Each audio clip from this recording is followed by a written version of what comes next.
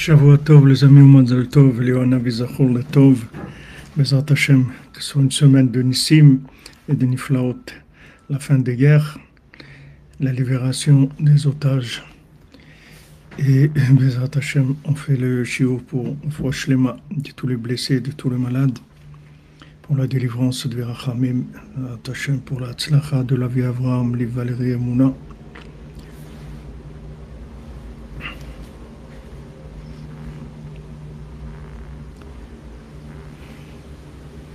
On arrive à ce que, Bezrat Hashem, les tzadikim, ils interviennent, et qu'eux qui peuvent régler le problème. Il n'y a personne au monde qui peut régler le problème qu'on est en train de vivre. Ce n'est pas des dimensions pour la génération. Shavua Tov, Rabbi Yehuda, Shavua Tov, j'espère qu'il y a des bonnes nouvelles pour vos enfants. Vos gendres, Bezrat Hashem.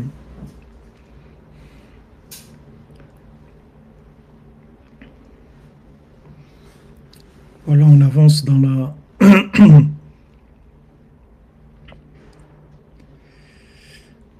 Géoula, Bezrat Hashem.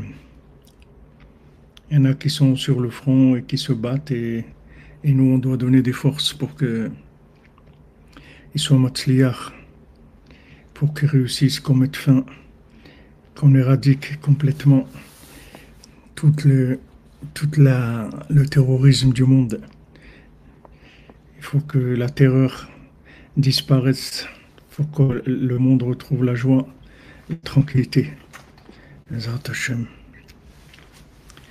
Et nos prières, elles sont indispensables. Je me suis rendu compte ce Shabbat que, en fait, la prière, c'est pas une demande qu'on fait pour qu'il y ait une intervention divine. La prière elle-même, c'est le mode d'intervention divin. C'est-à-dire quand quelqu'un y prie, la prière, c'est une action. Comme dit le Chazon Ish, la plus grande ishtadlut qui existe, c'est la prière. C'est-à-dire quand on prie, on fait quelque chose. C'est pas on demande qu'il se passe quelque chose. Quand on prie, il se passe quelque chose.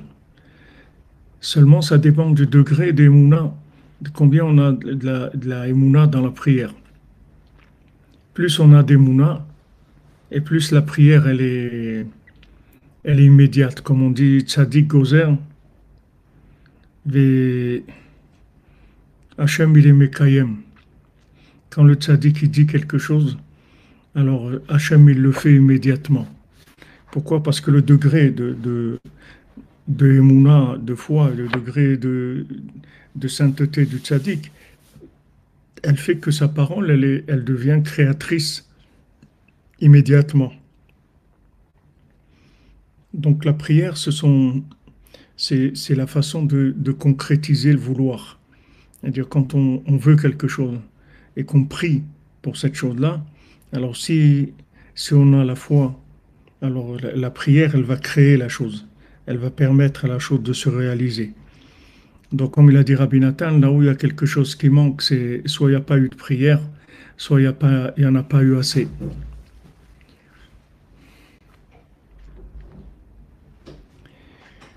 Donc voilà, on continue sur notre étude sur le sixième, c'est pas le sixième mendiant, c'est les explications du Rav de Tcherin sur tous les mendiants. Donc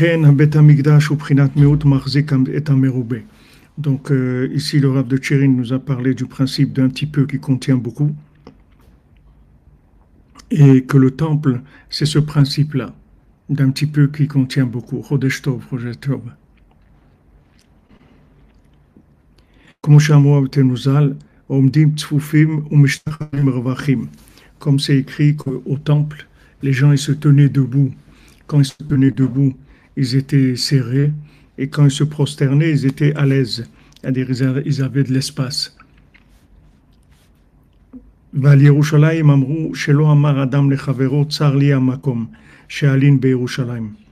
Et sur Jérusalem, ils ont dit, il n'y a jamais quelqu'un qui a dit, la ville de Jérusalem, c'est trop petit, c'est trop étroit pour que je trouve un endroit où dormir. Il y a toujours de la place pour tout le monde. vous pouvez venir habiter à Jérusalem. Pour tous ceux qui veulent venir, il y a de la place pour tout le monde. Il y a pas de limite dans Jérusalem. C'est écrit qu'il y a plusieurs peuples qui vont venir à Jérusalem. Donc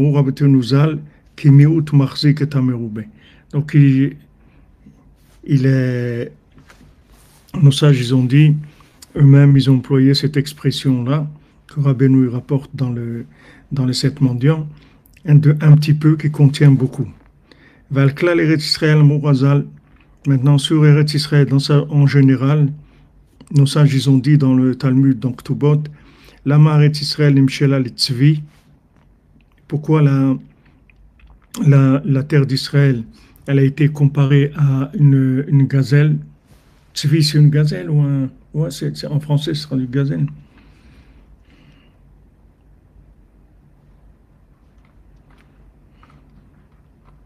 Merci Madame André pour la Géoula Shlema Bekaro Be'achamim, qu'Hachem protège les otages, bénisse et protège tous ses enfants.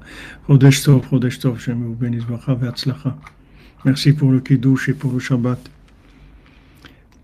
Alors, maintenant, elle est comme une gazelle, la gazelle, En Oro Marzik et Besaro. C'est-à-dire que si maintenant on enlève la peau de la gazelle, on va voir que la peau de la gazelle ne peut pas contenir son corps. C'est-à-dire la chair, le corps de la gazelle, il est plus grand que la peau. Affaire Israël, Enam Marzeket Perotea. La terre d'Israël, elle ne peut pas contenir ses fruits, c'est-à-dire qu'elle s'élargit, elle s'élargit en fonction. Là-bas, dans la Gemara, dans Ktubot, si vous regardez là-bas, vous verrez toutes les merveilles qu'il va y avoir en Eretz Israël. On n'a même pas commencé à voir ce que c'est Eretz Israël. Il va y avoir des merveilles, c'est des choses qui sont toutes complètement dehors des lois naturelles. Complètement dehors, mamash.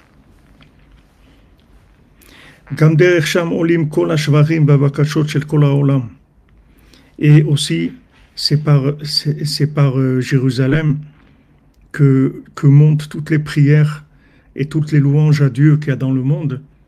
Toutes elles passent par Jérusalem. Et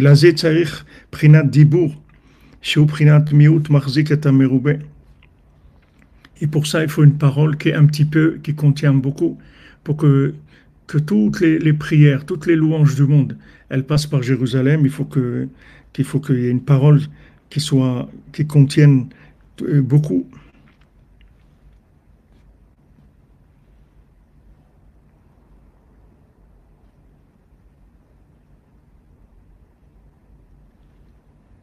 גם שם בחינת השתיקה, שהוא בחינת מיעוט מחזיק את המרובה.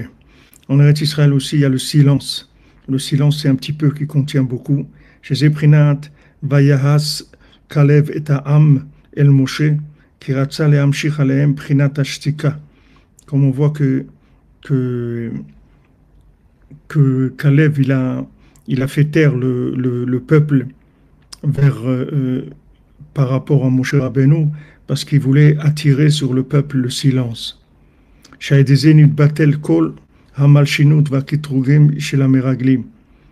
Que avec le silence, ça va annuler tout le lashon hara et toutes les accusations des explorateurs, Motzié Dibat Haaretz, des gens qui parlent contre Eretz Israël. Comme Rabbeinu dit, Rabbi Nathan, que aujourd'hui, le principal, aussi Ravram Ben Nachman qui dit ça, qu'aujourd'hui, le principal des difficultés de venir en Eretz Israël, c'est à cause des gens qui parlent du mal sur Eretz Israël. V'zeh vaishlach Yoshua shnaim anashim meraglim cheresh melashon shtika. Alors c'est écrit que Yoshua, il a envoyé 2 personnes pour explorer. Et il y a le mot cheresh qui veut dire ici shtika, c'est-à-dire des gens qui sont sourds-muets. Gam sham prinat adibur sheu meut marzik et amerube. Et en Eretz Israël, il y a le dibour, la parole, qui est un petit peu, qui contient beaucoup. Qui sham shlemut adibur shel Lashon HaKodesh. Parce qu'en Eretz Israël, il y a la perfection du Lashon HaKodesh, c'est-à-dire la langue sacrée, elle se révèle de façon parfaite, elle se trouve de façon parfaite en Eretz Israël, comme voir Bifnim. Vedibour shel Lashon HaKodesh ou prinat, pardon, moat marzik et amerube. Et le Lashon HaKodesh, c'est un petit peu qui contient beaucoup. On le voit que dès qu'on veut traduire l'hébreu, toujours il faut plus de mots. Il n'y a aucune langue qui peut traduire l'hébreu dans le même nombre de mots. Il faut toujours plus de mots, n'importe quelle langue on veut traduire l'hébreu, parce que l'hébreu, c'est une langue qui est très très concentrée. N'importe quelle langue on va vouloir traduire l'hébreu, il va falloir dire beaucoup plus de mots. כי בכל דיבור ודיבור נכללים בו סודות גדולים ועניינים נפלאים הרבה. Parce que dans chaque parole du Lashon HaKodesh, il y a des grands secrets, il y a des choses qui sont extrêmement élevées. כידוע המובן קצת בכוונות האריז"ל, על הדיבורי התפילה, comme c'est rapporté dans les paroles de la Kabbalah, du Ari HaKadosh, sur la prière. C'est-à-dire dans le Lashon HaKodesh, c'est pas une langue de, c'est pas une langue, un langage imagé. Les 70 langues, ce sont des langages imagés. C'est-à-dire il y a rien d'autre que le mot lui-même. Quand vous dites le pain, alors c'est du pain, c'est tout. Il y a pas, c'est le mot pain. C'est juste pour mettre un nom sur une image, pour qu'on soit d'accord qu'on parle de la même chose. Donc on met une appellation sur une image. C'est comme si c'était une numérotation pour reconnaître les choses. Alors on a mis des mots qui correspondent à des objets. Bien sûr que dans tous les langages, il y a toujours une trace du Lashon HaKodesh, il y a toujours une trace de l'hébreu, puisque tout le mode d'expression dans sa généralité, c'est le Lashon HaKodesh. Et donc il y a toujours une trace. Mais ça n'a rien à voir avec le Lashon HaKodesh. Le Lashon HaKodesh, un mot, il y a des secrets, il y a des choses incroyables dans chaque mot du Lashon HaKodesh. Vous voyez, par exemple, le mot Bereshit, vous avez tous les 70 tikkunim de Tikkun Zohar qui expliquent le mot Bereshit. Et maintenant, pour expliquer Tikkun Zohar, il faut des livres et des livres et des livres. Et encore, on n'a pas tout expliqué. Rabbi nous dit, Tikkun Zohar, c'est le plus élevé, c'est plus élevé que le Zohar. Et ça parle que du mot Bereshit, c'est tout. Il y a 70 tikkunim qui parlent que du mot Bereshit. Alors, ça, on a dit un mot de la Torah, c'est tout. On n'a pas encore... donc, il y a c'est infini, la quantité de choses qui se trouvent dans le Lashon HaKodesh.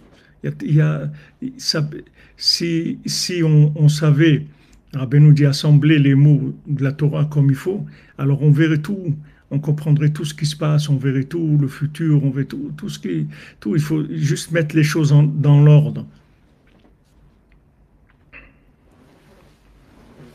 Le Lashon HaKodesh, c'est une langue extrêmement puissante.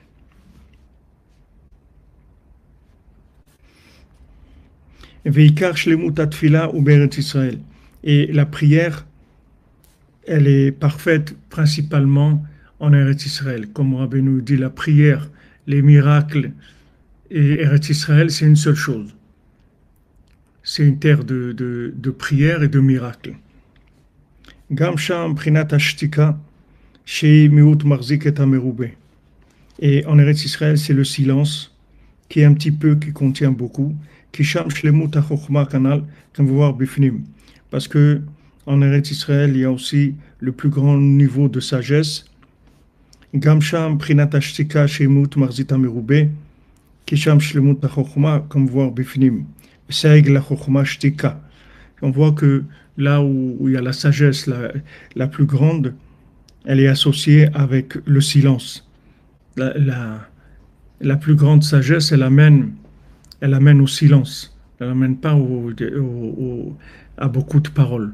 C'est-à-dire, moins plus la sagesse est grande, moins la parole se multiplie dans l'explication. Uktiv lecha dumia teila elokim betzion. Et s'écrit lecha dumia teila. En toi Hachem, est silencieuse ma louange. Elokim betzion. Dieu en Tzion, en Eretz Israël. Uktiv tola haaretz al belima vedarshu rabbeinu zal al mi shebolem atzmo. Donc, nos sages ils disent que dans le Talmud dans Choulin que Hachem il fait dépendre la terre de celui qui ferme sa bouche au moment où il y a des disputes ou des divergences. Uktiv haaretz hadom raglai milashon dumea. Comme c'est écrit, Haaretz Hadom Raglai, c'est écrit que la terre, elle est un piédestal pour mes pieds, mais Hadom, c'est la chante Doumia, ça veut dire silence, c'est la terre du silence. La terre du silence parce que c'est tout ce qui se passe en Eretz Israël, c'est inexplicable. Pardon, vous voyez ce qu'on est en train de vivre aujourd'hui. Les gens, ils essayent de parler, de trouver toutes sortes mais il n'y a pas la meilleure réponse qu'il y a, c'est le silence, parce qu'il n'y a pas de réponse. On ne peut pas expliquer ce qui se passe en Eretz Israël. C'est quelque chose d'inexplicable, dans le bien et dans le contraire.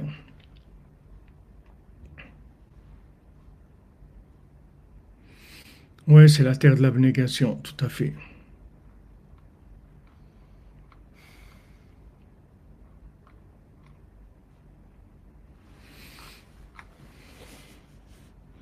וגם שם בחינת זה שמוליך ומנהיג את גלגל הירח, כמו שכתוב שם. Et en Eretz Israël aussi, il y a le principe de celui qui conduisait le Galgal HaYareach, la sphère de la lune. Comme je katouv, Asa Yareach la Moadim. Hachem, il a fait la lune pour les fêtes, c'est-à-dire pour la gestion du temps. Comme c'est écrit, Ele Moade Hachem, Hachem Tikru Otam, Atikru Otam, Ela Atem. Maintenant, voilà les rendez-vous. Quand on dit Moade Hachem, ça veut dire les rendez-vous avec Hachem. Zivu Gagoun, Jordan Kadosh, Erian Dan, Meknassi, ah là, les deux. Ah, je vous ai vu à Natania, là. Si vous êtes. Merci, merci. Merci, Erian Dan. Hachem vous bénisse. Zivu Hagoun pour Jordan et pour toi, Bezat Hachem.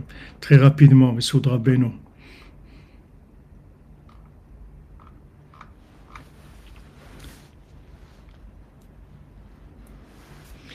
Donc, Moadé Hachem, en fait, c'est quand on dit Moadé Hachem, puisque les trois fêtes qui sont Pessah, Shavuot et Sukkot, c'était les trois fêtes où on montait au temple. Donc, c'était les fêtes des rendez-vous. En fait, c'est les Moadé, pourquoi on appelle Moadé, parce que c'est des rendez-vous avec Hachem. C'est des moments où on vient au temple pour voir et être vu par Hachem. Alors c'est écrit Hachem Kritikuotam que vous allez nommer Altikre Otam et la Atem. Ne lisez pas Otam, mais lisez Atem, vous. Maintenant toute la façon de fixer de façon juste, précise, la notion de temps, de rendez-vous avec Hachem, c'est les gens qui sont en Eretz Israël. C'est en Eretz Israël. Pourquoi en Eretz Israël on fait un jour Sukkot, un jour Shmini Atzeret, un jour Pessah, un jour Shavuot. Il y a 4-5 jours dans l'année où on fait un jour en Eretz Israël et 2 jours en Chutz La'aretz. En dehors d'Eretz Israël, il y a 2 jours. Maintenant, ces 2 jours, les 2 jours d'en dehors d'Eretz Israël, c'est pas c'est pas parce que on ne sait pas calculer, c'est pas une question de calcul, c'est une question de vécu. Dans Toledano, Simcha, Simcha, faire semblant, Chazak, Chazak, Dan Chazak, Shavuot Tov, Chodesh Tov. C'est-à-dire qu'en Eretz Israël, c'est en fait c'est le seul endroit dans le monde où les pendules elles sont à l'heure. C'est-à-dire où l'heure elle est exacte. C'est-à-dire si on calcule maintenant la façon de rencontrer Hachem dans le temps, c'est-à-dire si on veut maintenant créer un rendez-vous entre au-dessus du temps et le temps, c'est-à-dire si on veut maintenant faire un endroit où ils vont se rencontrer dans le temps. Comment dans le temps on peut faire rencontrer le temps avec au-dessus du temps. Maintenant, quand on parle des fêtes et quand on parle du Shabbat, alors on parle d'un rendez-vous avec Hachem. C'est un rendez-vous entre le relatif et l'absolu, entre le temps et au-dessus du temps. Maintenant, ce rendez-vous-là, de façon exacte et précise, ça se fait en Eretz Israël. En dehors d'Eretz Israël, c'est à peu près, mais c'est pas précis. Ad blidai, amen, amen. Amen, amen. Amen, Bezat Hashem. Netalel Yitzhak ben Rachel, ad blidai.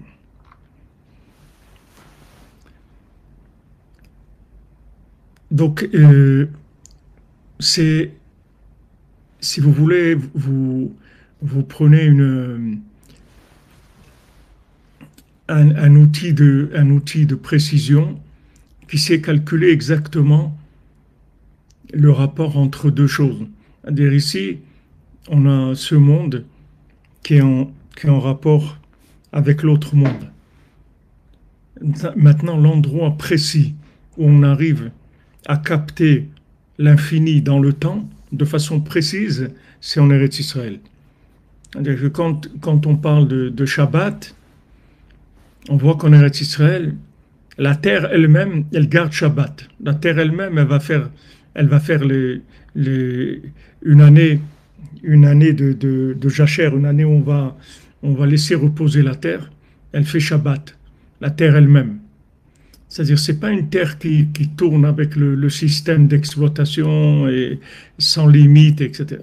Et elle a ses limites, la terre elle-même, parce que elle est branchée sur l'infini. Donc, quelqu'un qui vit en Eretz Israël, en fait, il est à l'heure entre ce monde et l'autre. C'est-à-dire, il n'y a pas de décalage. Les choses, elles sont à l'heure, sont précises. En dehors d'Eretz Israël, c'est de l'à peu près, mais c'est pas exact. En Eretz Israël, il y a une exactitude de la correspondance entre la terre et l'autre monde. On est toujours à l'heure par rapport à la manifestation divine. On n'est ni en avance ni en retard. On est à l'heure exactement, c'est-à-dire dans la connexion. Et ça, c'est très important parce que si maintenant tu as un rendez-vous, mais un des deux qui est décalé, ou celui qui vient en rendez-vous,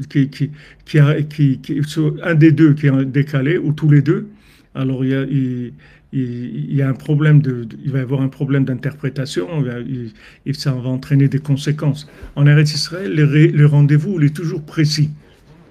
Donc en Eretz Israël, quand on fait un jour de Yom Tov, c'est un jour, c'est tout. Il n'y a pas 2 jours. En Chutz La'aretz, pour attraper le jour, on fait 2, parce qu'au milieu de ces 2 jours-là, et on va arriver à saisir de façon à peu près le Yom Tov. Mais en Eretz Israël, c'est précis.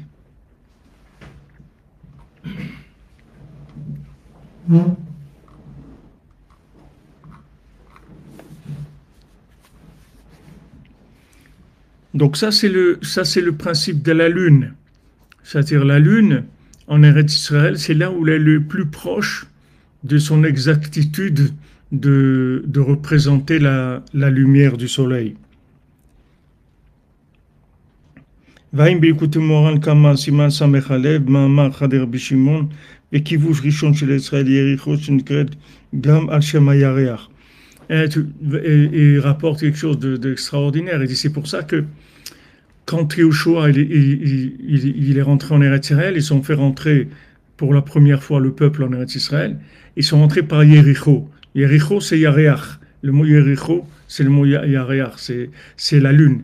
Voilà aussi un exemple. Quand vous dites en français Jéricho, ça veut rien dire. Vous dites Enrico, Jéricho, Cocorico, Coquelicot, ce que vous voulez, ça veut rien dire du tout. Mais quand vous dites Yericho, vous voyez tout de suite, il y a la lune. Dans le mot Yericho, il y a le mot Yareach, tout de suite. Chez Mazala, chez l'Eretz Israël, Kamova, que la lune, c'est le mazal d'Eretz Israël. C'est l'astre d'Eretz Israël. Vesham zochim lavo el kedushat ha'ilan hakadosh, sheyesh lo shlosha shorashim. Et en Eretz Israël, on peut arriver à cet arbre saint qui a les trois racines. Shem emuna anava ve'ira, qui est la foi, l'humilité et la crainte. Ve'emet hu gufa ilan, et le emet c'est le tronc de l'arbre. Shekol amidot ha'elu klulim b'kedushat Eretz Israël.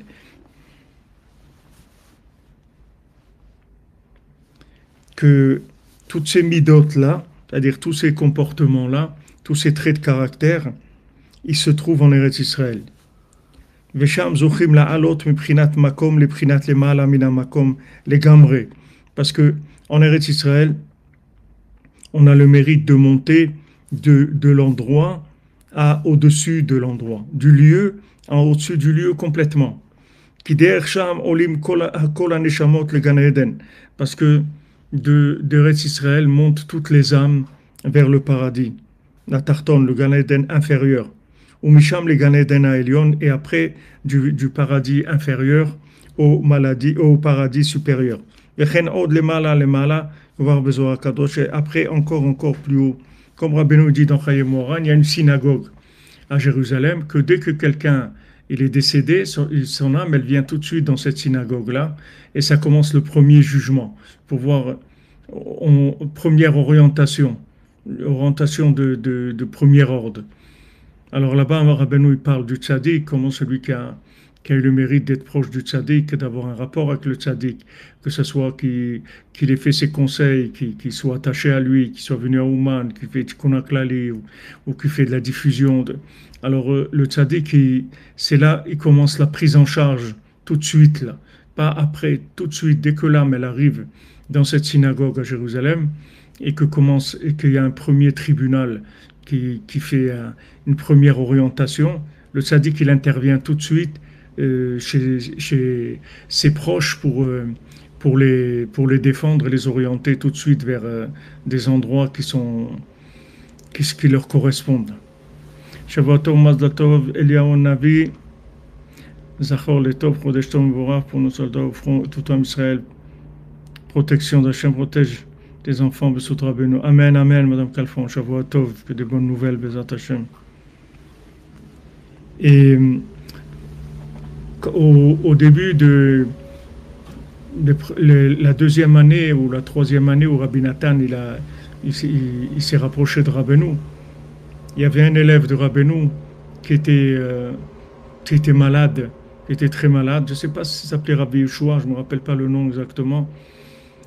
Et Rabbi Nathan, Rabbeinu, il a donné à Rabbi Nathan, il lui a écrit des schémotes, il a écrit des formules des kabbalistiques sur un papier. Il lui a dit, tu vas lui donner pour que tu lui dis qui se représente ces mots-là au moment où il va mourir. Comme ça, avec ça va l'aider, il va venir chez moi directement. Et Rabbeinu, il lui a dit aussi, dis-lui qu'il pense à moi tout le temps. Dis-lui qu'il met tout le temps dans sa pensée. Tout le temps, dis-lui qu'il met tout le temps dans sa pensée. Et Rabbi Nathan, il a été, et il a amené, après Rabbeinu lui a dit, je t'ai fait faire une grande mitzvah, tu as fait une grande mitzvah d'aller On voit même quelqu'un qui allait mourir, Rabbeinu l'a préparé. Comment il allait mourir pour que ça se passe le mieux possible, qu'il n'ait pas des difficultés. Merci André et Clément. Baruch Hashem, Goula pour nous tous et vos Shlema. Merci Rabbeinu, protection à nous tous. Amen, amen. Shavua Tov.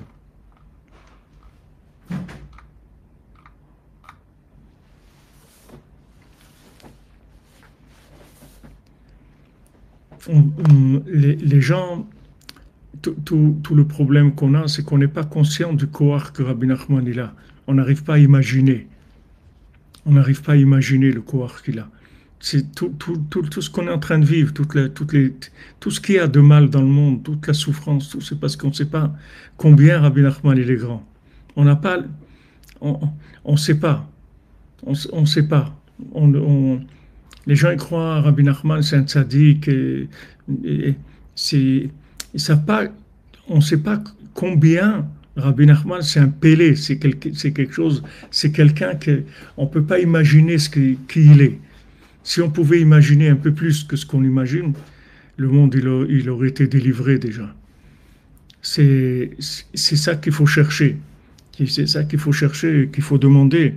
Il faut demander à Hachem beaucoup ça, d'arriver à prendre conscience de la grandeur du tzaddik. Si tu es conscient de la grandeur du tzaddik, ça y est. C'est comme l'autre, il travaille dans la terre. Maintenant, il a trouvé un diamant. Alors, un diamant, il dit, je vais aller chez un spécialiste, il va me l'acheter, il va me donner sa valeur, c'est tout. Alors, il va, il lui dit, ce diamant-là, il n'y a personne qui peut te l'acheter ici. Il faut que tu ailles dans un pays riche, tu vas aller à Londres, là-bas, et tu vas trouver là-bas quelqu'un qui a les moyens de t'acheter ça. L'expert, il lui dit, ça, c'est pas un diamant. Dans le pays, il n'y a personne qui peut t'acheter ce diamant-là. C'est-à-dire qu'il n'y a personne qui peut poser sur Rabbeinu une mesure pour dire, voilà, sachez, il est comme ça ou comme ça. Il n'y a pas de définition. Vous voyez, Rabbi Nathan, il n'arrive pas à définir Rabbeinu. Il ne peut pas définir. C'est tout ouvert. Il te dit, voilà, Baruch Hashem, j'ai le mérite que je déchire pas les livres Breslev. Rabbi Nathan, il est tellement tout le temps étonné qu'il est un Breslever, qu'il est avec Rabbeinu. Il est étonné de ça, parce que c'est tellement grand qu'il se demande comment il a encore ça. Imaginez-vous dans le monde quelqu'un qui a le diamant qui a le plus de valeur au monde. Qui a un diamant qui vaut plus que toute la valeur du monde entier. Et lui, il a ce diamant-là. Et voilà, il l'a. Et ça fait des années qu'il a. Il n'y a personne qui lui a volé. Il n'y a personne qui est venu lui. Alors il s'étonne. Il dit, comment c'est possible que j'ai un diamant comme ça qui vaut plus que tout ce qu'il y a dans le monde, et il n'y a personne qui s'est rendu compte encore qu'il n'y a personne qui est venu me le voler. Il remercie Hachem qu'il est resté avec Rabbeinu. Et quand Rabbi Nathan il dit que Rabbeinu il connaît chacune, tout ce qu'il a passé dans toutes ces Gilgulim, dans toutes ces réincarnations, depuis Adam Arishon, toutes ses pensées, ses paroles, ses actions, depuis Adam Arishon, chacun d'entre nous, chaque personne, Rabbeinu connaît ça. Et Rabbi Nathan, il dit ça, c'est rien du tout pour Rabbeinu. De dire que Rabbeinu connaît ça, ne crois pas que maintenant, si tu dis sur quelqu'un une capacité qu'il a, tu dis si quelqu'un il est capable de lever 10 tonnes, waouh, très très fort, il peut lever 10 tonnes. C'est-à-dire tu l'as rentré dans cette capacité extraordinaire qui peut lever 10 tonnes. Donc Rabbi Nathan te dit, regarde, Rabbeinu, il connaît chaque individu.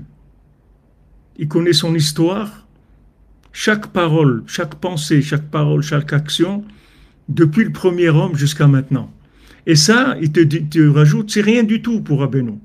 Ne crois pas que maintenant, avec ça, tu lui as fait une publicité. Comme quelqu'un qui veut vendre un objet, il te dit, voilà, cette machine, elle est capable de faire ça, que les autres, ils font pas. Ne prends pas ça comme étant quelque chose d'exceptionnel par rapport à lui. C'est rien du tout pour lui. Pourquoi Rabbi Nathan il nous dit ça? Pourquoi il rajoute ça? C'est rien du tout pour lui. C'est pour que tu saches qu'il n'y a pas de limite à ce que Rabbeinu il est capable de faire. Si Rabbeinu il te connaît depuis Adam Arishon, tout ce que tu as pensé, tout ce que tu as dit, tout ce que tu as fait, imagine-toi comment il peut t'aider. Comment il peut t'aider, il te connaît, mais seulement il faut que tu te lâches, il faut que tu lui fasses confiance, c'est tout. Maintenant, le degré de confiance que tu vas en lui, ça c'est le principal du travail de chacun et de chacune. Tout le travail, c'est de développer la confiance dans le tzaddik. C'est ça le cœur de la tchouva, c'est le cœur de la recherche. Développer cette confiance-là. Plus on a confiance, et plus tout devient facile et devient aussi extraordinaire.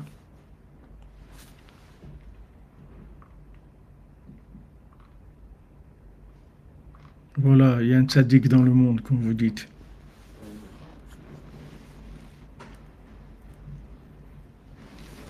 Donc, dans cet endroit en Eretz Israël, toutes les âmes, elles montent, et de là, elles partent vers leur salut dans l'autre monde. Et après, ça, elles montent encore. Il n'y a pas de limite à la montée des âmes, là où elles peuvent arriver. Gam sham ikar refuat abat malka bekoach hayadayim hakdoshim. Et aussi en Eretz Israël, c'est l'endroit principal de la guérison de la princesse, avec la force des mains saintes, comme Shkatouv, ata yadecha goim urashta. Toi, avec tes mains, tu as fait hériter les nations. Tu as fait hériter des nations avec tes mains. Donc on voit ce verset qui s'adresse à Hachem et qui parle des mains. Uktiv el haaretz asher nasati et yadi, vers la terre où j'ai élevé mes mains. Vezeprinat vaeslach lechatatam barpe et artsam. Et c'est écrit, je vais pardonner leurs fautes et je vais guérir leur terre. Uktiv bayom chavosh Hashem et shever amo umachatz makato veyarpe. Umachatz makato yarpe. Le jour où Hachem il va penser les brisures, les cassures de son peuple. Umachatz makato yarpe, il va guérir les douleurs, les blessures de la flèche. Et ça, c'est ce qui est écrit dans le conte, qu'il peut ramener les flèches, même qu'elles ont été lancées. Comme c'est écrit, le chemin de son arc. Et il m'a placé comme une cible à la flèche.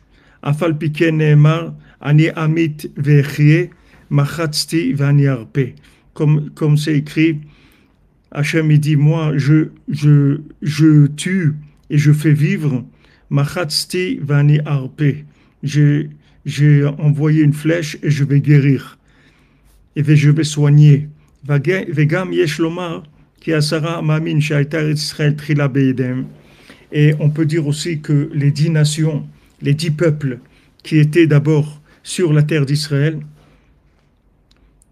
Beyadam, que Israël était entre leurs mains, Vaitam ou Ota, ils l'ont rendu impur, ou Pagmu Begdushata, ils ont abîmé la sainteté d'Eretz Israël. Hemprinata Sara Minechitzim, ces 10 peuples qui étaient sur la terre d'Eretz Israël, c'est les 10 flèches, Shenizreku la Bat Malka, qui ont été jetées, qui ont été tirées sur la princesse. Vacharkar Otziu Mimena Achitzim, Veyarshu Israël et Artsam. Après, ils ont enlevé les flèches et le Ham Israël, il a hérité de la terre. Et c'est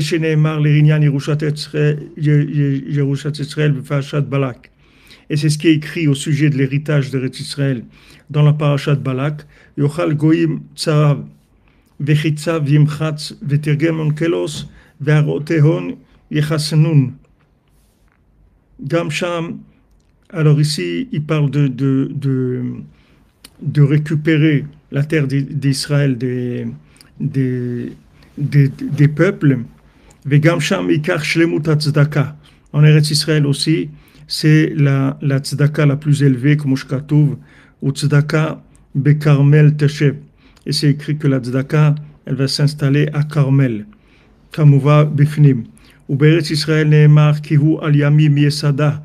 Aussi, Eretz Israël, c'est écrit qu'elle est instaurée elle est placée sur des eaux. Il dit c'est possible que ça vienne du secret de ce château en eau, à me voir Bifnim, qui est ramené dans ses Purim Asiot. Donc, ici, le Rav de Tchérin, il est en train de parler de tous les 7 mendiants par rapport à Eretz Israël. Mais il veut nous faire toucher un petit peu la grandeur des contes, comment un petit aspect des contes sur Eretz Israël, comment on peut rentrer tout ce qu'il y a en Eretz Israël, on peut le connecter avec toutes les notions que Rabbeinu l'amène dans le conte. Et aussi en Eretz Israël, c'est là où il y a la plus grande sagesse, parce que 10 mesures de sagesse sont descendues dans le monde. Tisha natla Eretz Israël. 9, elle a reçu Eretz Israël.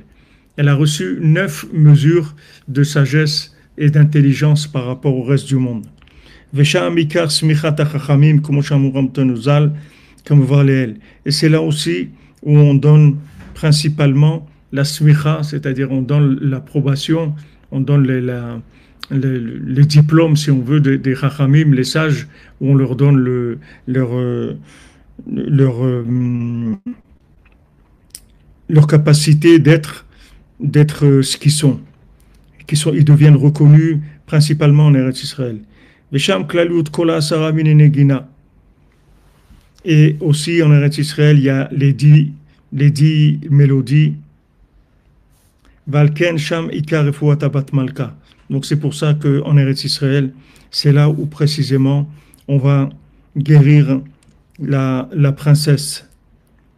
Donc il ne faut pas s'étonner de toutes ces flèches-là qui sont tirées et qu'on reçoit en permanence. Parce que ces 10 flèches-là, elles sont la hauteur de l'endroit dans lequel on est en train de vivre. Si maintenant, quelqu'un il pense qu'il vit en Eretz Israël comme s'il vivait dans n'importe quel pays au monde, il peut pas comprendre pourquoi il y a tellement de souffrance, pourquoi il y a tellement d'attaques, pourquoi.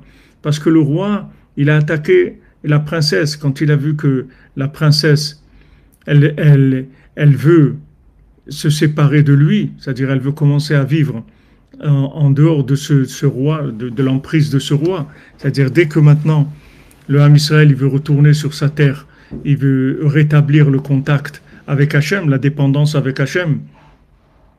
Alors là, c'est sûr que Esav, Amalek, toutes les forces négatives, elles se réveillent pour attaquer. Parce que maintenant, du moment où le Ham Israël il va retourner en Eretz Israël, ça va changer complètement le fonctionnement du monde. Maintenant, je ne sais pas, on est combien? 7 millions en Eretz Israël, 6-7 millions. Maintenant, si tous les Juifs du monde ils venaient en Eretz Israël, ça changerait tout de suite. Tout le monde y changerait immédiatement. Parce que ça changerait la donne de façon totale. Totale, ça serait un autre monde. Le monde entier changerait complètement.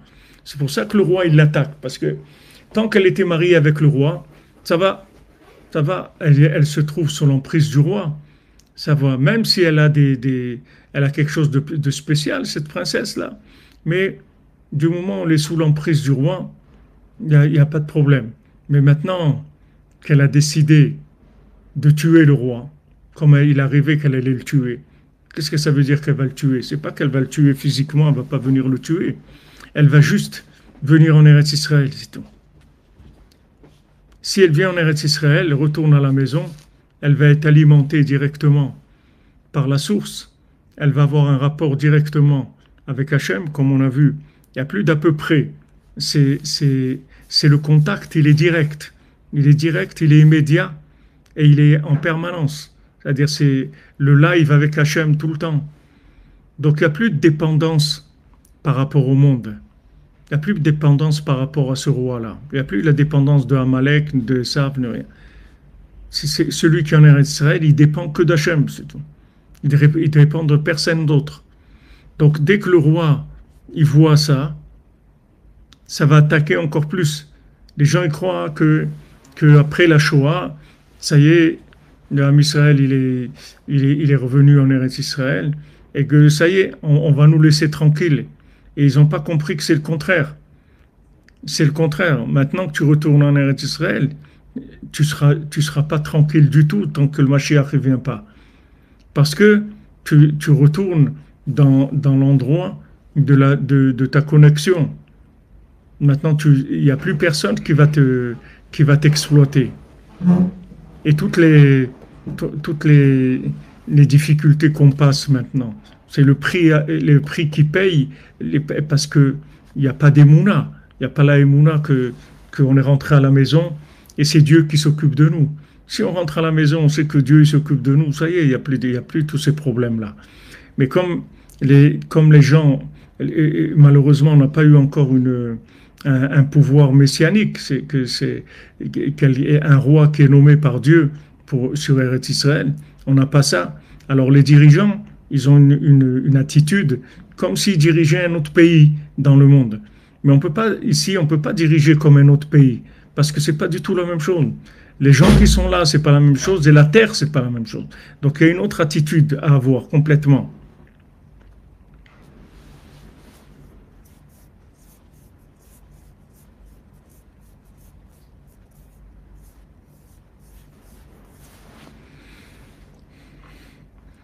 Vous dites qu'il y a un sondage mondial sur la population d'Israël, 80% des gens pensent qu'en Israël, il y a plus d'un milliard d'habitants.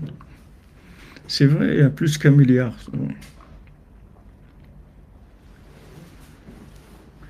Ça, c'est parce que pour l'instant, même Eretz Israël elle-même, elle est entre les mains de la Sitra Achara.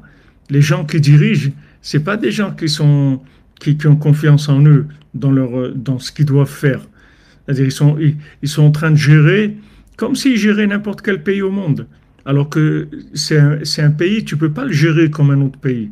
Parce que ça n'a rien à voir. Ça n'a rien à voir. Il y a pas de politique, il n'y a pas d'à peu près. Il y a Hachem, c'est tout. Il n'y a que Hachem qui est là. Et il faut orienter vers ça. Il faut orienter vers ça et tous les gens qui ont un pouvoir, qui peuvent parler aux gens, ils doivent leur dire, voilà, il faut développer la prière, la émouna, il faut demander à Hachem, il faut lui prouver la dépendance, qu'on dépend de lui. Il faut arriver à ça, c'est-à-dire à convaincre Hachem qu'on sait qu'on dépend de lui. Mais tant qu'on essaye de faire des choses comme si on ne dépendait pas de lui, alors ça ne marche pas, parce qu'Eretz Israël ne fonctionne pas comme ça. Eretz Israël fonctionne avec de la émouna, avec de la tfila. Tout ce que tu vas le faire avec de la émouna, avec de la tfila. Et à ce moment-là, c'est Hachem qui va intervenir dans ce que tu vas faire. Donc c'est une autre dimension complètement. La terre d'Israël, c'est autre chose.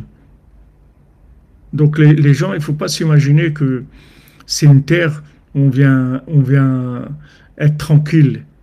C'est pas une terre de tranquillité. Quand Mashiach il va venir, ça va être tranquille. Mais pour l'instant, c'est pas tranquille. Parce que le monde entier, inconsciemment, ils savent que tout le monde entier il se nourrit d'Eretz Israël.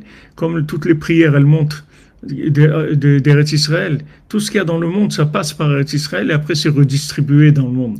Toutes les pluies, toute la nourriture, tout ce qu'il y a dans le monde. Donc, tant que maintenant les gens ils sont sous l'emprise de Haman, de Amalek, de Esav, alors ça va, ils restent tranquilles et parce qu'ils exploitent cette connexion-là. Mais du moment où maintenant les gens ils veulent venir sur leur terre et être indépendants des systèmes et ne dépendre que d'Hachem, alors là ça amène beaucoup, beaucoup de problèmes. Beaucoup de problèmes. La séparation elle est très difficile. Jusqu'à ce qu'il dit de tirer toutes les flèches parce qu'il sait que de toute façon il a perdu. De toute façon il a perdu. Parce que si elle ne reste pas avec lui, il n'a plus rien. Et si maintenant elle part, elle n'est pas avec lui, aussi il n'a plus rien, et en plus elle risque, elle, de lui faire des problèmes. Donc ça, il ne veut pas. Alors il prend la décision de la tuer, et il dit, voilà, envoyez toutes les flèches. Envoyez toutes les flèches. Parce que perdu pour perdu, alors il dit, envoyez toutes les flèches.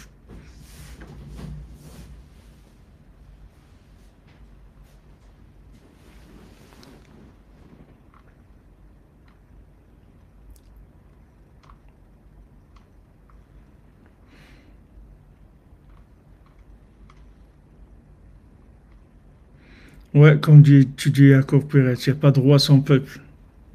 Il faut que le peuple il reconnaisse. Il faut il reconnaisse.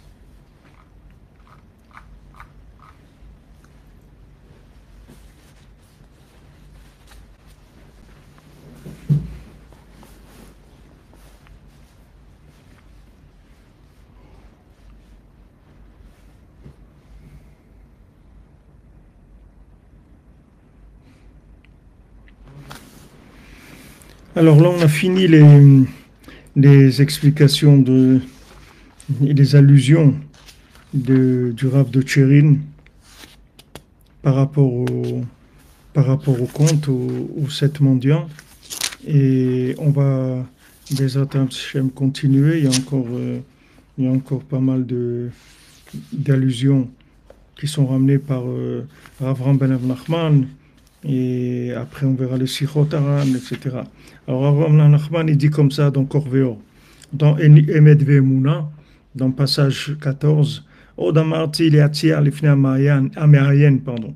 Je me suis dit de placer devant celui qui essaye de comprendre, Machenirmaz Lefi Aniud Dati Benyan Abat Melech, ce qui est ce à quoi fait allusion Rabbeinu, d'après mon humble avis, au sujet de la princesse à Ben Meler, pardon, il parle du Ben Meler ici. Donc ici, il parle du début des contes. Chez Nafal et Apikorsut. On a vu au début que le roi, il a donné la royauté à son fils de son vivant. Et après, le fils, lui, il est parti vers l'intellect, la connaissance, etc. Et il est tombé dans l'hérésie. Amvoa Betrilat Amaase chez la Shiva Betlers. Chez Siper Admenouzal, que ramené au début du conte de cette mendiant que Rabbeinu a raconté. Ki bekocho vanvat nuto shadmuzal. Parce que, avec la force et l'humilité de Rabbeinu, Gamani nisha'anti le'achnis et roshi v'divrei torotav v'sichotav v'masiotav akdoshot. Moi aussi, je me suis permis de rentrer ma tête dans les enseignements et les paroles et les contes de Rabbeinu Hakdoshot, saint qui bénissent Gavot Noraot Maruto Shalad Muzal. Parce que dans les grandeurs redoutables et le niveau tellement élevé de Rabbeinu, ou Bekoach Talmido Akadosh, et la force de son élève aussi, Asher Gdolim Tzadikim Bemitatam Yoter Mibechayem, comme c'est ramené dans le Talmud Choulin, que les tzadikim ils sont plus grands dans leur mort que de leur vivant. Donc il dit par la force de Rabbeinu et par la force de Rabbi Nathan, il dit moi aussi, quelqu'un comme moi, il peut rentrer sa tête là-dedans, essayer de comprendre des choses. Yafliu ve'asu kli nifla, ameveret ve'ma'alet ashir anigun anifla, daika mi behemot ve'chayot shem prinat ashvelim kamonu. Ces tzadikim-là, c'est-à-dire Rabbeinu, Rabbi Nathan, ils vont faire des choses extraordinaires, des pélés. Ils vont faire un keli, un instrument extraordinaire, Amevareret, qui fait un tri, ou Ma'ala, et qui élève, et Tachir Anigun Anifla, un chant et une mélodie extraordinaire. Le chant et la mélodie extraordinaire, Daika mi behemot vechayot, précisément d'animaux et de bêtes sauvages, Shehem prinat ashvelim kamonu, qui sont des gens bas comme nous. C'est-à-dire, il dit avant la Narpan que dans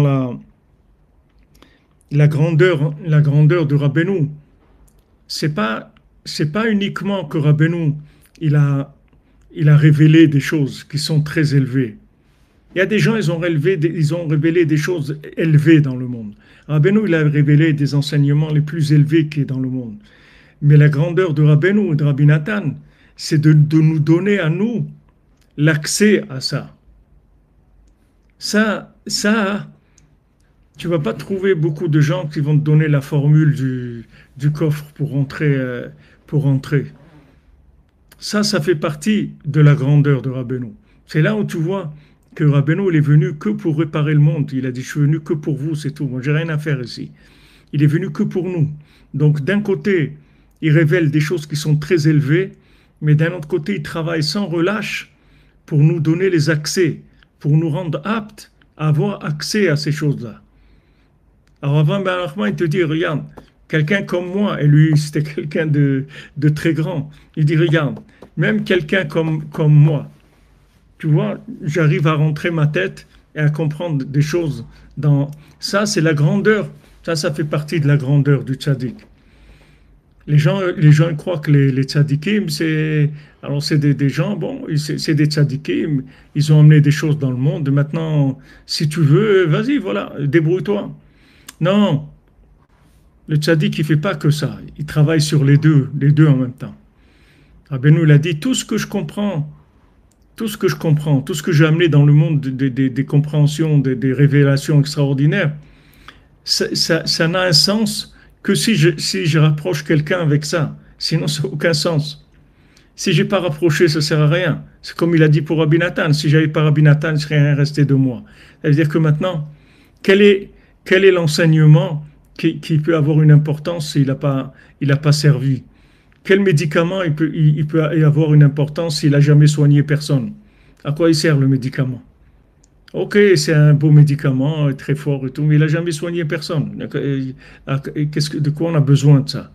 Alors, Rabbeinu travaille sur les deux. En même temps, il travaille à révéler sans arrêt des enseignements élevés, et en même temps, il travaille à pouvoir communiquer ces enseignements aux gens qui sont les plus éloignés. Ça se travaille sur ces deux fronts en même temps. C'est d'accord pour les âmes qui souffrent, qui ont peur, qu'elles trouvent du nachat, que Hachem, par le mur de Tzadik, délivre. Amen, amen, Bezat Hachem, amen. Amen, Hachem vous donne la bracha, Bezat Hachem, bracha, v'atzlacha, Chodesh Tov, Rosh Chodesh. Donc ça, c'est une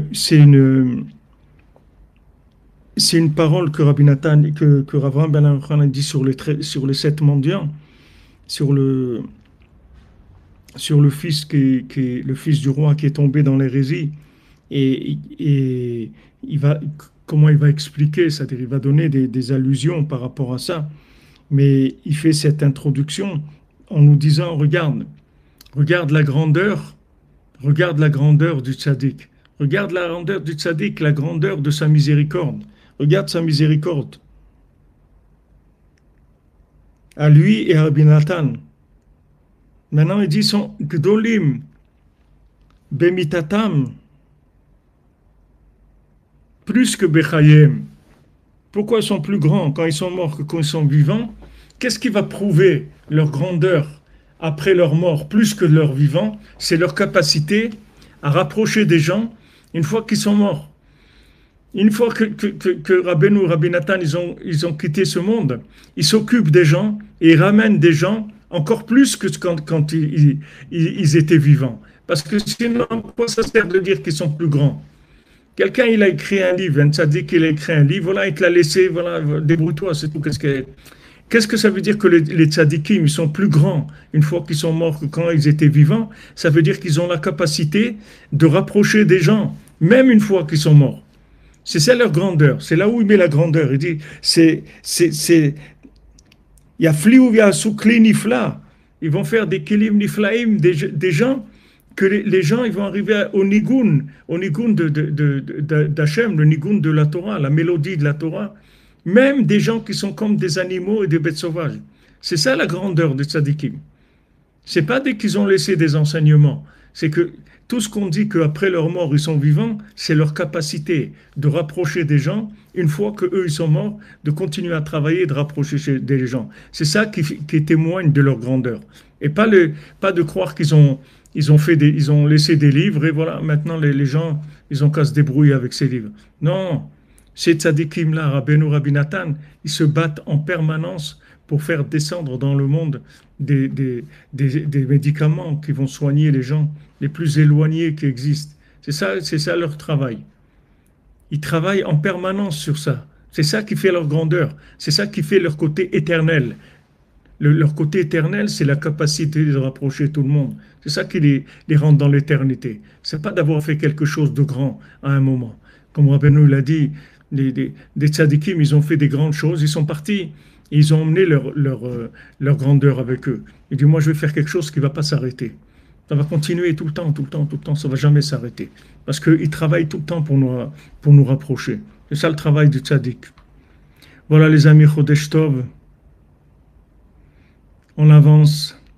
Des bonnes nouvelles. Shavua Tov.